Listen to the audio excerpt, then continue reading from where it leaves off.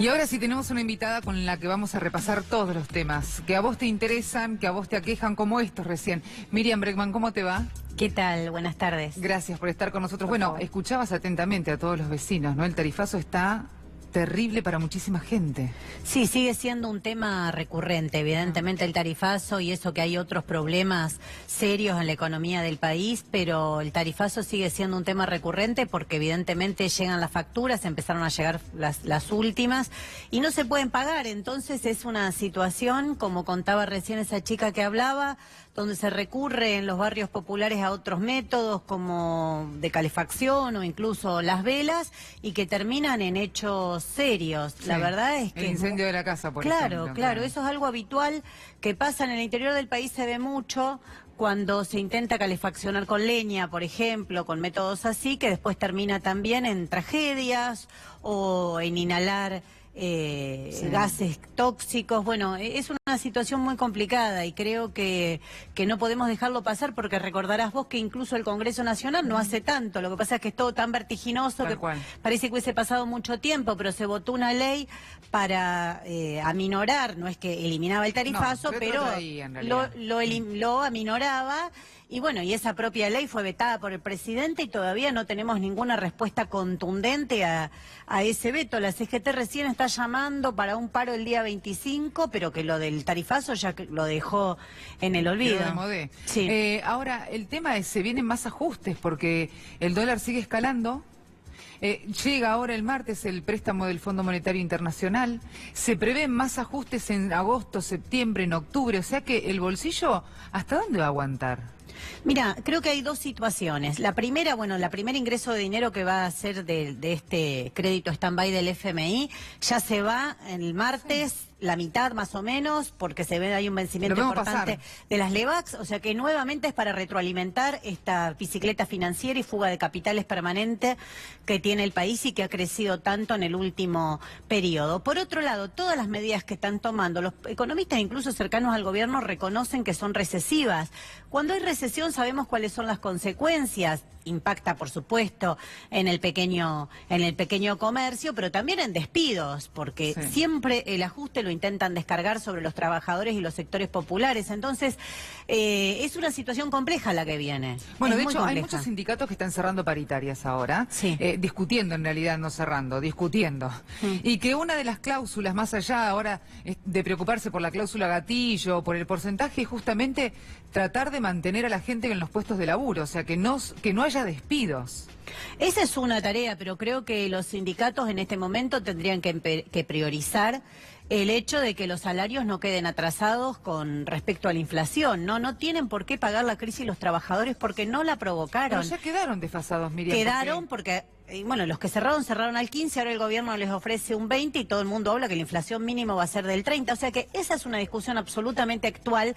Ni que hablar de jubilaciones y otro tipo de planes sociales que ya son muy bajos y que con todo este ataque inflacionario van a sufrir muchísimo. Un jubilado hoy que gana la mínima, que es lo que cobra la mayoría, ¿cómo hace para llegar a fin de mes? Imposible.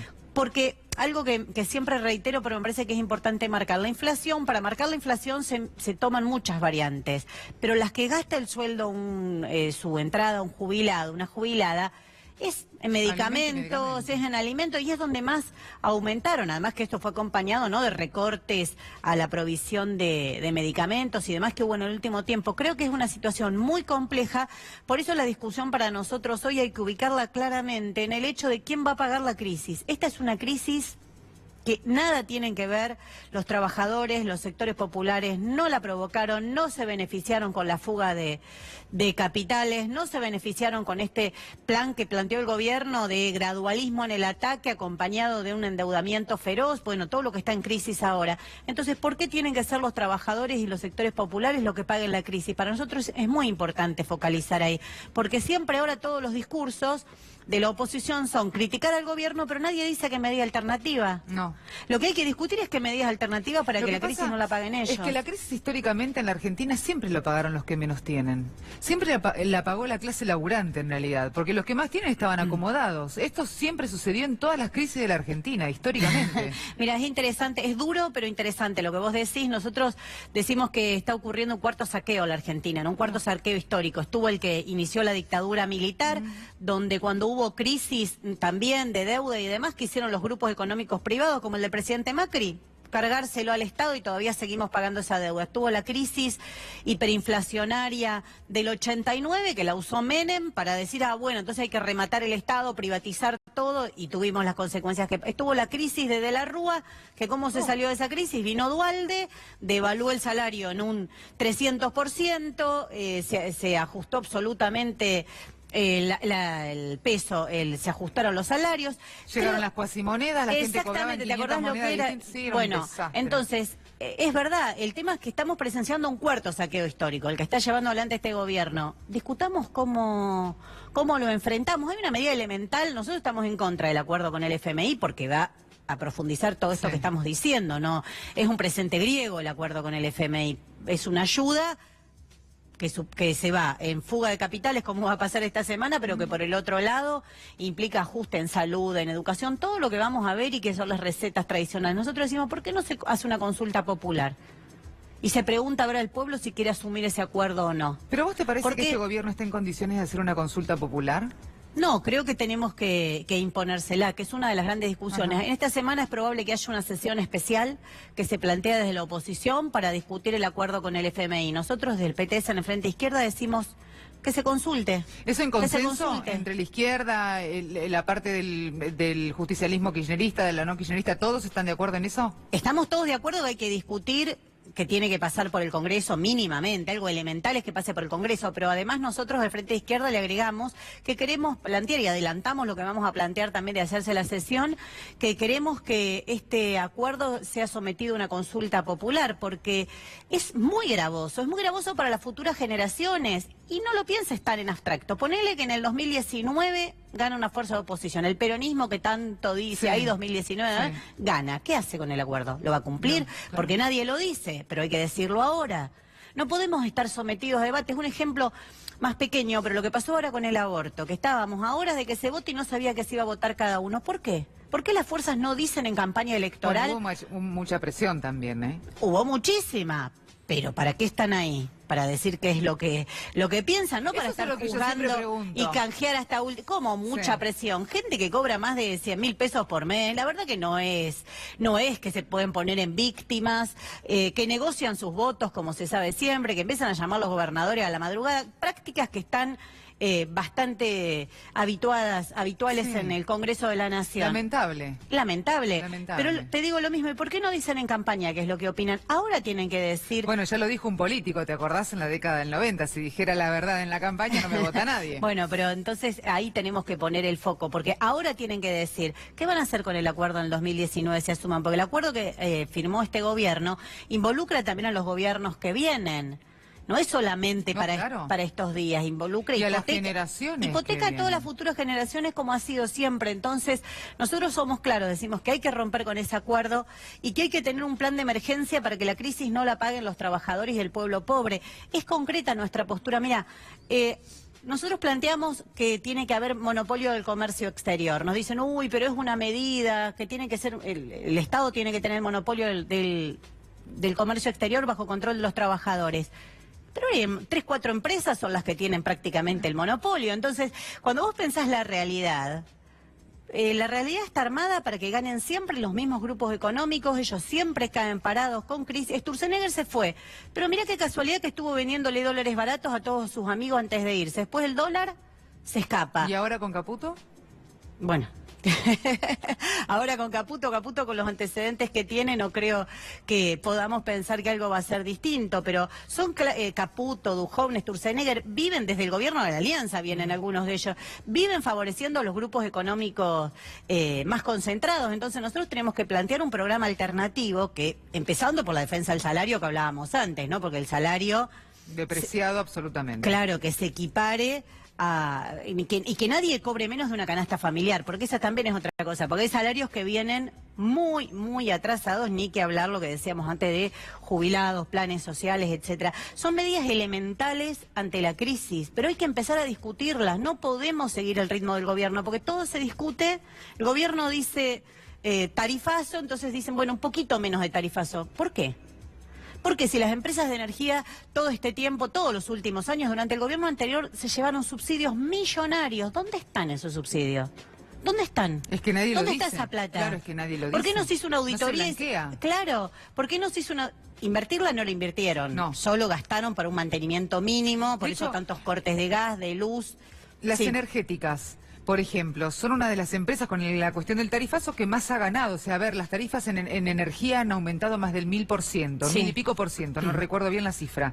Pero ese 1000 y pico por ciento que nos reventó el bolsillo a los argentinos, a muchos, nunca fue a parar en una inversión. No. ¿Eso no se controla? Bueno, eso se debe controlar, se debe auditar y ese dinero tiene que regresar. ¿Quién controla eso? Nadie. Nosotros lo que planteamos es que el sistema energético en su conjunto debe ser nacionalizado, que estas empresas tienen que ser nacionalizadas, tienen que ser estatales bajo control de los trabajadores para que no vuelva a pasar lo que pasaba antes en el Estado, que venía una María Julia o cualquiera de ellos y les rifaba o se robaban todo. Sí.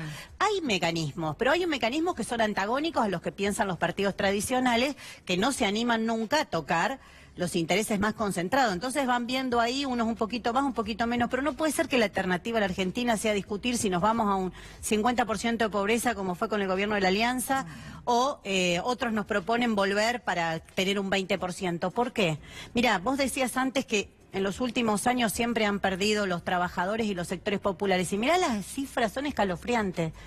Antes de la dictadura del 76, alrededor del año 74, había 2,7 desocupación en la Argentina. Sí. 2,7. Sí. Mira lo que es ahora. Sí. Mira lo que es la gente durmiendo en la calle. Y te digo más, a mí el otro día hablaba con una gente que trabaja con las personas en situación de calle. Yo les preguntaba cómo se medía la gente en situación de calle. Me contaban que hay 3 tipos de mediciones y las 3 difieren en número y en un número importantísimo. Algunos 2 cifras, que es la oficial, porque van a hacer el censo, diríamos, en el INDEC, cuando están las ranchadas nada más. Otras que sí sirven como estadística, que son números de 3 cifras, y la otra que habla de números de 4 cifras, porque se cuenta a toda la gente, el que está durmiendo en la puerta de un edificio, el que está durmiendo en el banco de una plaza. Entonces, cuando uno pregunta en la cifra oficial si creció la cantidad de gente en situación de calle, te dicen, no creció, mirá, aquí están los números. Pero cuando vos realmente ves otras... Exactamente. ¿Y la inflación no te parece que es lo mismo? Pregúntale a cualquier persona que va a hacer las compras y la inflación que ve es la misma que está informando el INDEC, que ahora lo quieren presentar. Sí, 2,1 en mayo salió. No es así, a mí me parece no es así porque la canasta básica que utilizan para medir, tienen estipulado el impacto de cada uno de los rubros mucho menor. El impacto que tienen sobre los servicios, que impactarían los servicios públicos en la canasta que miden de consumo, es el impacto que tenían antes, hace 5 años atrás, los servicios públicos. Ahora cambió, el impacto es muchísimo. Lo que impactó el tarifazo, bueno, el de la ciudad... venimos peleando mucho con mi compañero Patricio del Corro y Claudio de Le Carbonara, trabajador del subte, porque logramos parar el tarifazo del subte, pero el subte cada día viajás peor servicio, no funcionan, hay líneas que prácticamente es muy raro que un día funcione bien, como la línea B, esa misma te iba a decir. Claro. Pero te quieren llevar un tarifazo del doble. Entonces, ¿por qué? Porque hay que empezar a hacer cuestionamientos profundos. ¿Por qué el subte no es estatal, bajo un control de los trabajadores que sí saben hacerlo funcionar? Porque los trabajadores se comen todas las campañas, que no funciona porque hacen paro. Es mentira. El 91% de las veces que vos te vas a tomar el subte no funciona mal, es por problemas de responsabilidad de la empresa. Ahora, también muchos dicen que cuando uno habla de estatizar las empresas, es volver al trabajador estatal, al trabajador que llega un momento que se ameseta, que se acomoda, que entonces como sabe que en el Estado, para que se vaya del Estado, tiene que, no sé, hacerse una macana gigantesca, y como que queda ahí, cómodo, y después con los años forma parte del mobiliario, ¿viste? Como que no quiere laburar más, como que bueno, ya está, me quedé acá, me planté. Eso también hay muchos que lo sostienen. ¿Cómo se combate eso? No, yo no creo eso. ¿Sabés qué? Creo que si se aplicara el esquema que proponemos nosotros, que es bajo control de los propios trabajadores y bajo gestión de los propios trabajadores y control de los usuarios, eso no sería así. Y yo siempre pongo un ejemplo que es más pequeño, por supuesto, pero que me parece que es válido, que es el de las fábricas recuperadas. Cuando comenzó en el año 2001 el ejemplo de las fábricas recuperadas, decían, no, pero solos no van a trabajar, si no hay un gerente que les dé órdenes y que... Y no es así. Todos los problemas que tienen, que son muchísimos, empezando por el tarifazo, no son responsabilidad de los propios trabajadores o porque los trabajadores no puedan autoorganizarse y gestionar la empresa sin gerentes, sin patrones que se llevaban ganancias siderales, que en el 2001 se las llevaron afuera. Y que los dejaron a todos, todos ellos en la calle. Me parece que son ejemplos chiquitos, pero que hay que pensarlos. Y en este momento de crisis está bueno, Abigail, que lo discutamos, porque creo que es una de las medidas elementales que hay que proponer, que el Frente de Izquierda la propone.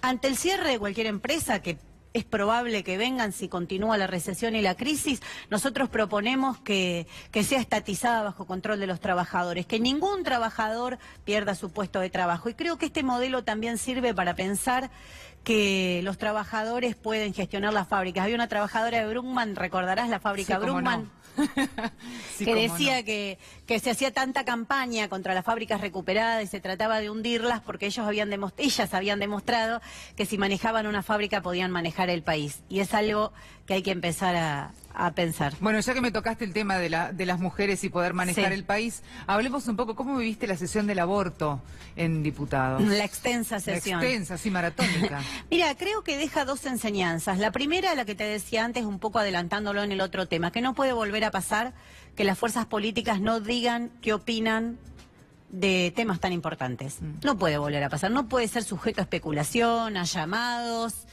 a canje de voluntades. Se decían cosas terribles durante la noche que estaba pasando, sí, de algunos representantes del gobierno. No, pero además de eso, lo que decían de cómo se acomodaban los votos y cómo se definían algunos...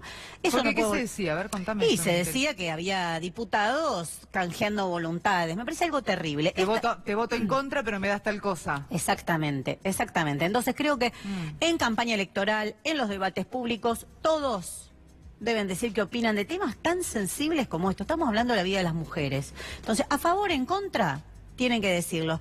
Y la segunda, que creo que es una discusión que se abre, que es que no puede haber más injerencia ni del gobierno, pero tampoco de la iglesia o las iglesias, de la jerarquía de la iglesia católica, de la iglesia evangélica, sobre los derechos de las mujeres en este caso, pero sobre la educación y sobre la salud. Se supone que es un Estado laico, no puede ser que siempre quedamos presos de las opiniones religiosas, que yo las respeto, pero son personales y del fuero íntimo, no son para imponer política pública en el Estado, porque si fuese por eso no habría divorcio vincular, no habría matrimonio igualitario, no habría anticoncepción. Entonces, son pensamientos, yo los considero muy retrógrados, los respeto, pero para el fuero íntimo. No se pueden imponer al Estado. Y si vos mirás muchas de las opiniones de los diputados, y preparémonos para lo que va a ser el Senado, eran posiciones filosóficas, religiosas, pero que desde ahí no se puede plantear ninguna política pública. Me llamó la atención una de las ponencias de una diputada que decía, la mujer tiene adentro de su vientre un pomelo,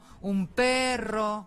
Yo dije, ¿qué estamos discutiendo? O sea, verdaderamente de algunas personas dentro de la Cámara me dio vergüenza ajena. Barbaridad. Habría que pensar si... Ajena. Nosotros desde la izquierda siempre proponemos que los mandatos sean revocables. Y yo creo que en este caso se demostró que después de que alguien dice eso, ¿por qué hay que seguir esperando que cumpla su mandato de años? Con la falta de respeto que se manifestó hacia todo. Entonces creo que son algunas de las cosas que deja. Nosotros creemos que hay que avanzar en la separación de la Iglesia y del Estado. Vos sabés que durante la dictadura militar, por beneficio de los propios dictadores, unieron la Iglesia con el Estado, le dieron muchísima injerencia en salud, en educación, en prebendas económicas, etcétera, etcétera. Esto demuestra que hay que separar la Iglesia ¿Y no te del parece Estado? Que se separó la Iglesia cuando, por ejemplo, el 25, sin irnos tan atrás, ¿no? Pero sí. El 25 de mayo, cuando se hace el Te Deum, que estaba el presidente con la primera dama y parte del gabinete, de hecho, la Iglesia bajó un mensaje, una línea sumamente importante y pesada, que era defendiendo la vida, defendiendo las dos vidas, la de la madre y la del hijo, y obviamente en contra 100% del aborto. Bueno, el Papa también hizo referencia en el día de hoy. Pero lo cierto es que de todas maneras continúa el debate. Sí, pero Abigail, eso es interesante lo que vos decís. Primero, porque un presidente constitucional tiene que ir a un Te Deum.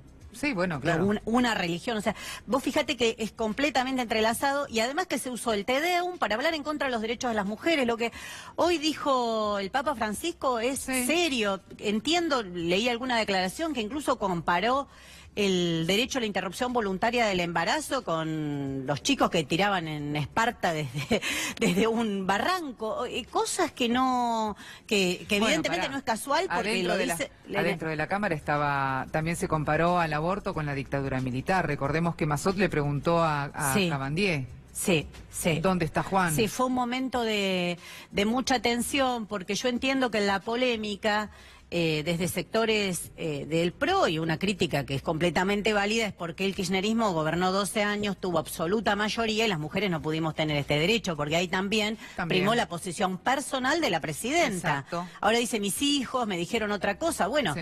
Pero es la opinión de sus hijos. En el momento que tenía que estar, no estaba. Pero ellos tuvieron 12 años mayoría y podrían haber legislado esto, porque si no también se hace muy banal la discusión. ¿Cuántas mujeres murieron en esos 12 años de gobierno? ¿Cuántas mujeres quedaron con lesiones permanentes en su salud? No se puede relativizar todo. Ahora, lo que hizo Massot es una verdadera provocación. Claro, fue una chicana, porque Massot ligó eso y después lo ligó a la dictadura. Entonces, se dijeron cosas muy, muy serias, pero creo que parte de esto de mezclar los dos planos, de estar discutiendo una política de salud pública con posiciones personales. Y lo señalo tanto porque viene el Senado.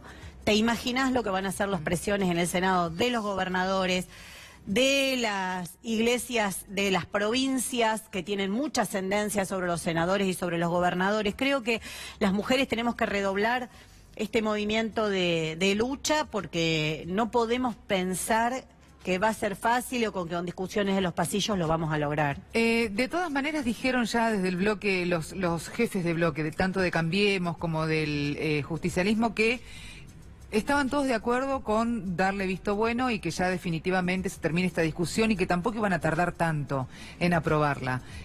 Más allá de estas presiones que vos haces referencia, ¿te parece que es cierto lo que dijeron todos los bloques? No, puede ser cierto. Lo que tenemos que estar atentas es que no se cambie el proyecto. Porque vos sabés que si se hacen modificaciones tiene que volver a diputados. Y este proyecto, con las modificaciones que se le hicieron, incluso nosotros habíamos presentado algunas alternativas, pero de conjunto estamos todos de acuerdo en que este era un proyecto bueno, ahora puede ser modificado en el Senado. Entonces están todas estas discusiones que nos atraviesan. Creo que yo soy contundente en esto. Si se logró aprobar, vos fíjate que la Cámara de Diputados tuvo casi mitad y mitad. Sí. Fue porque afuera había una enorme movilización, porque nos movilizamos el 8 de marzo, porque hubo pañuelazos en todas las provincias, porque desarrollamos una enorme movilización y fíjate que incluso así llegamos a casi mitad y mitad. Hay que redoblarlo. No podemos ni por un minuto confiar que va a salir tranquilamente en el Senado y segundo que va a salir el mismo proyecto y no que van a empezar a bajarnos derechos y condiciones de la propia ley, que es otra facultad que tienen. Además que si lo modifican, tiene que volver a diputados y hay que volver a conseguir mayorías especiales. Creo que es un debate profundo, pero que demuestra que las mujeres tenemos que estar en la calle movilizadas. Y también otro tema que nos atraviesa, porque no hay una discusión que sea esta y otra que sea la del FMI o la discusión económica. ¿Qué anticoncepción gratuita, que es uno de nuestros reclamos, podemos reclamar con el acuerdo con el FMI que quiere terminar de destruir la salud pública? O los hospitales. ¿En qué hospitales vamos a reclamar esta práctica? Creo que hay que pensar profundamente que las mujeres tenemos que este movimiento de lucha con tanta participación de la juventud tiene que tomar en sus manos también el enfrentamiento a estas políticas, empezando por el acuerdo con el FMI, que solamente nos va a traer menos derechos, nunca va a ser beneficioso para nosotras, vamos a hacer seguramente, porque además vos sabés que muchas mujeres son sostén de hogar, hoy en la Argentina tienen chicos, entonces todo esto va a ser muy perjudicial para nosotras. No, y además también hay que destacar algo, que en realidad no es vamos todas a abortar a partir del momento de la aprobación de la ley. Eso es una barbaridad. Claro, en realidad lo que se está tratando de hacer es, bueno, tenemos esta falla dentro del Estado, el Estado nos ha dejado tan solas durante tantos años, entonces ahora lo que queremos es tratar de trabajar al menos para que no haya tantas muertes, pero hay que poner en marcha el motor. Hay que ponerse las pilas y llevar los anticonceptivos, llevar la educación sexual, explicarles a las mujeres qué es lo que pueden hacer. O sea, me parece que va por ahí el camino. Sí, por supuesto, por eso era falaz. Nadie que no quiera interrumpir un embarazo lo va a hacer. Es increíble pensar que porque hay ley, entonces ahora la gente va a decir, bueno, las personas que entantes van a decir, ahora voy a interrumpir mi embarazo porque tengo una ley. No, lo que se discutía era si seguía siendo en condiciones de clandestinidad, donde solo aquellas mujeres que pueden pagar un aborto seguro, acceder al misoprostol y demás lo hacían, o un aborto legal en condiciones de seguridad para las mujeres. Creo que el debate, si se hubiese focalizado ahí, hubiese sido menos terrible. Pero bueno, ¿te acordás que con el matrimonio, el divorcio vincular, fue lo mismo? Decían, bueno, ahora el divorcio vincular, todo el mundo se va a divorciar. Nadie y lo mismo con la ley de matrimonio igualitario pasó exactamente igual. Con todas las leyes que en realidad está metida la iglesia pasa lo mismo, ¿no? Sí, Donde bueno, pero eso es lo terrible. Las creencias religiosas en realidad, no la iglesia. Sí, pero creo que, pero creo que ahí juega mucho, tiene mucho que ver la jerarquía de la iglesia, porque entre las personas entre las que votaron y las que apoyan, obviamente que hay muchas personas que son creyentes, pero lo que desde ahí no se puede hacer es pensar una política pública. Creo que por eso hay que diferenciar los dos planos y pensar más profundamente la separación de la iglesia del Estado. Gracias, Miriam, un placer como siempre. Hacemos una pausa, en minuto a minuto ya volvemos.